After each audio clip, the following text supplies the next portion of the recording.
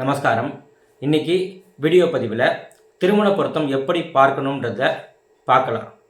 நட்சத்திரங்களை வைத்து பார்க்கக்கூடிய 10 பொருத்தம் எவ்வளவு முக்கியமோ அதை விட ஆண் பெண் இருவருடைய ஜாதகங்களை வைத்து பார்க்கக்கூடிய ஜாதக பொருத்தம் ரொம்ப முக்கியமாக ஒன்று.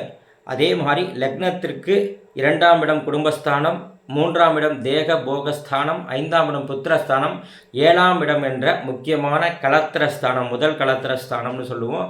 அது ஸ்தானம். பெண்களுக்கு 8ஆம் இடம் மாங்கல்யஸ்தானம், 11ஆம் இடமான பலஸ்தானம், பலதரஸ்தானம் அல்லது 2ஆம் திருமணஸ்தானம்னு சொல்லுவோம். இதையெல்லாம் முக்கியத்துவப்படுத்தி பார்க்கணும். திருமணத்தினுடைய ஆரம்ப வாழ்க்கையிலிருந்து பார்க்கக்கூடியதில் 7ஆம் இடம்னு சொல்லக்கூடிய கலத்திரஸ்தானம், கலத்திரஸ்தானாதிபதி நல்ல வலுவாக இருக்கணும்.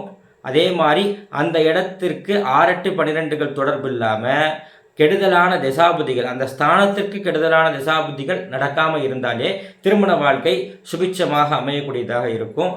மேலும் 3ஆம் இடம்ன்றது தேக போகஸ்தானம். இந்த ஸ்தானாதிபதியும் 5ஆம் அதிபதியும் நல்லா இருந்தாலே பெரும்பாலும் நல்ல திருமண வாழ்க்கை அப்படின்றது இவங்களுக்கு அமைஞ்சிரும்.